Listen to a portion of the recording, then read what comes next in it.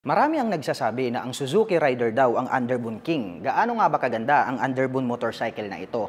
Yan ang ating aalamin ngayon. Tara!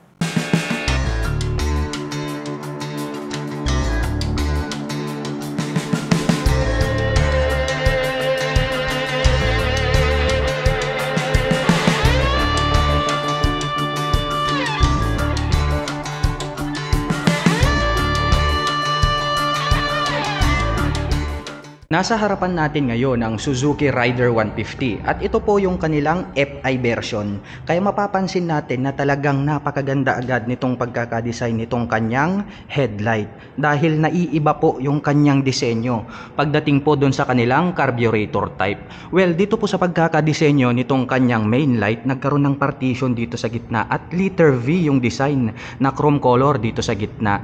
At nagkaroon siya ng partition, pag sinilip po natin, nagkaroon siya rito ng high beam at low beam. At dito naman po sa bandang itaas, nandirito naman po yung positioning nitong kanyang turn signals. Well, bulb type po yung kanyang ginagamit. At dito po sa bandang itaas, no, very attractive yung pagkakaroon niya rito ng additional na LED light. And then para siyang Doberman, no, yung pagkakadesenyo. At sa taas naman po nito, nagkaroon siya rito ng Suzuki na logo, which is 3D emblem po siya, silver color naman po. And then ito pong kanyang white na little visor, ang ganda rin, no, nagkaroon ng mga sharp edges rito. Same na same sa pagkakadesign nitong kanyang additional lights. Well, dumako naman po tayo rito sa side cover. Well, may nakalagay naman po rito na Hyper Underbone. So, in black color naman po yan, in white background. And then, meron naman po ritong parang dark gold na decal. Well, minimalist lang naman yung makikita natin rito. Very attractive din talaga yung pagkakadesign talaga nitong kanyang main light. Well, dumako naman tayo rito po sa kanyang front suspension. So, ito po ay equipped with traditional telescopic fork. Matte black naman po yung color na kanilang nilagay rito. At dito naman po sa kanyang front fender, yan o, glossy black, and then hanggang rito po sa dulo. At pagdating naman po rito sa kanyang braking system, napakalaki po nitong kanyang single rotor disc brake na flower design, along with 2-pot caliper na matte black. At ito pong kulay ng kanyang mags, very attractive din, no, kasi para siyang orange na gold. So white type naman po yung pagkaka-design. At pagdating naman po sa mga sukat ng gulong, ito po ay mayroong 70 by 90/17 dito po sa bandang harapan. Well, dumako naman po tayo rito po sa kanyang fully digital meter panel. Ayan, oh, napaka-cute din, no? Square type po siya. Malaki rin po itong kanyang screen display. At dito po nagkaroon po siya rito ng selector and then adjuster button. Well, pagdating naman po sa kanyang ignition, ito po ay equipped with mechanical key. Ayan, oh, mayroon na rin po siyang shutter lock key rito for safety purposes. And then pagdating naman po rito sa kanyang mga push buttons, makikita natin nandirito po itong kanyang high beam and low beam.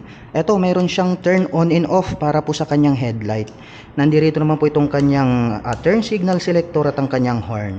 Nandirito naman po itong kanyang clutch dahil nga po ito ay isang manual transmission na motorcycle. Dito sa kabila, wala na pong ibang button dito na makikita kundi ito pong kanyang electric starter. Nandirito naman po itong kanyang front brake. At ang ganda rin ng pagkakadesign nitong kanyang manobela, no? Maporma rin. Well, cast iron naman po na glossy black yung kanilang ginamit rito. Mapunta naman tayo rito sa bandang gitna. Dahil nga po rito, nagkaroon na po pala siya rito ng maliit na compartment. Well, hindi lang natin mabubuksan dahil wala tayong susi. Well, dumako naman tayo rito sa kabila. Silipin naman natin itong kanyang pairings dito sa gitna. Ayun, no, napakadami nating makikitang decals, no, punong-puno. Ito pong kanyang mga palikpik rito. Well, dito po sa bandang gitna, nagkaroon po siya rito ng parang honeycomb na design. May mga butas. At sa bandang itaas, may Suzuki na nakalagay in white color na decal. And then, nagkaroon po siya rito ng white along with dark gold color. At nakalagay naman po rito yung Rider R150. So, kitang-kita natin, no? Hanggang rito sa ibaba, mayroong mga decals napakarami. Yung pagdating sa kanyang body frame, mga ka-LM, very durable. Ayan, no, mostly yung ginagamit kasi nila is bilog, 'di ba? Pero ito square type po siya. So, ang ganda talaga ng pagkaka-design nitong kanyang body frame. Masasabi natin na very durable talaga and din unique. Nagkaroon pa po siya rito ng additional cover, no, para po rito sa kanyang radiator.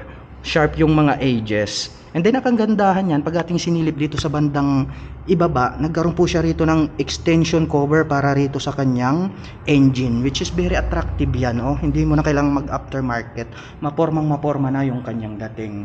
Very attractive yung pagkakadesign ng kanyang engine, and then masasabi natin na talagang very powerful ito.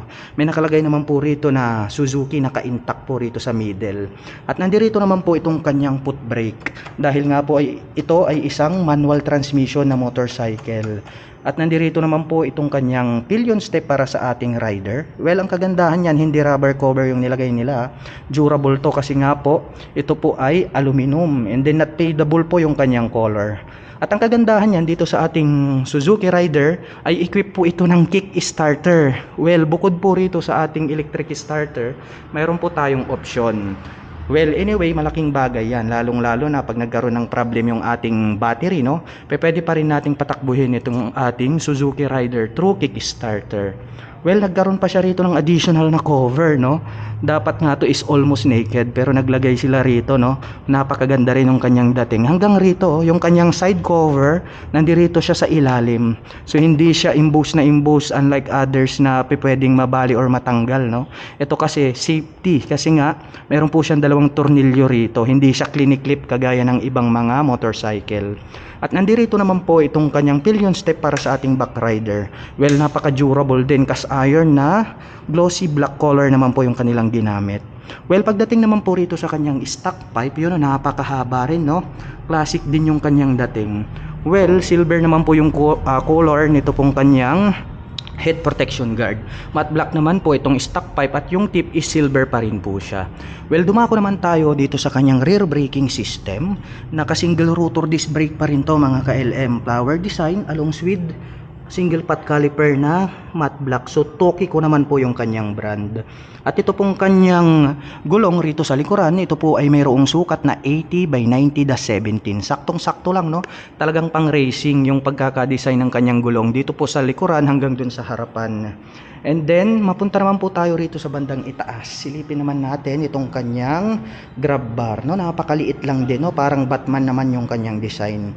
Matte black yung color. Mapunta naman tayo rito sa kanyang tail light, you know? Very unique din pala kasi nga bilog po itong kanyang main light. At ang kagandahan yan, included na rin po rito yung kanyang turn signals. Kaya nating to worry about, unlike other motorcycle na nakapop up, pwedeng mabali.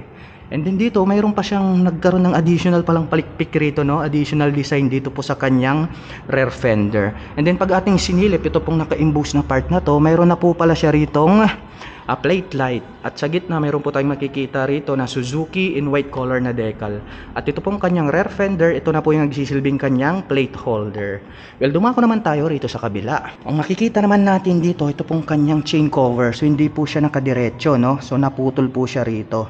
Well, saktong-sakto lang naman yung kanyang pagkaka-design, matte black yung color. Well, dito naman po sa bandang gitna, nandito naman po itong kanyang shifter. Anyway, ito pong ating Rider 150 ay equip po pala ng 6-speed manual transmission. Nandito naman itong kanyang center stand at ang kanya pong side stand. Yung sprocket set naman niya, maganda rin po yung combination. At dito naman po sa kanyang sprocket cover, may naka-intact po rito na Suzuki. So matte black din po yung kanyang color. Well, dito po sa kanyang decal, no? Napakaganda rin, pero anyway, yung iba kasi ayaw nila ng masyadong napakaraming decal. So ang ginagawa nila, after nila bilhin is tinatanggal nila. Gusto nila is flawless lang talaga siya. Well, dito may makikita naman tayo kalagay is liquid cooled in white color, and then R150 in black color naman po na decal. Maganda rin po itong pagkakadesign nitong kanyang pairings, kasi masasabi natin na talagang slim type lang siya, no? Sexy yung kanyang dating. Dito naman po sa bandang itaas, may makikita po tayo rito na susian. So ito po yung susian para po rito sa ating upuan. Well, ito pong kanyang upuan, tignan natin yung comfortability, malambot din mga ka-LM. Single color naman po yung kanilang ginamit rito po sa kanyang seat cover. Well, hindi po natin siya mabubuksan. Anyway, yung makikita lang naman po natin dito sa kanyang under seat is yung kanya pong fuel tank. Well, mapunta naman tayo rito po sa harapan. Napakaganda talaga nitong kanilang Suzuki Rider 150 Fi. And then ang kagandahan po nito is fuel injected na po siya. So napakalakas ng kanyang engine design at the same time matipid din po siya sa pagkonsumo ng gasolina. Well, ang ating pong Suzuki Rider 150 Fi ay ideal po talaga siya pang long rides driving. Dahil nga po ito ay equipped with liquid cooling system na kung saan ay pwede po natin siyang ibabad maghapon magdamag sa malayo ang mga biyahe. At ang atin pong Suzuki Rider 150 Fi ay mayroon pong 765mm na seat height. Ngayon naman ay susubukan nating sakyan para malaman natin kung gaano nga ba ito kataas. Ayan, napakababa pala niya mga KLM. By the way, my height is just around 5'6". At masasabi ko na very comfortable ito para sa mga 5 platin above. Dahil kitang-kita naman, lapat na lapat yung ating foot below the ground. At pagdating naman po sa kanyang engine specifications, ang atin pong Suzuki Rider R fuel injection ay mayroon pong 147.3 cubic centimeter engine displacement.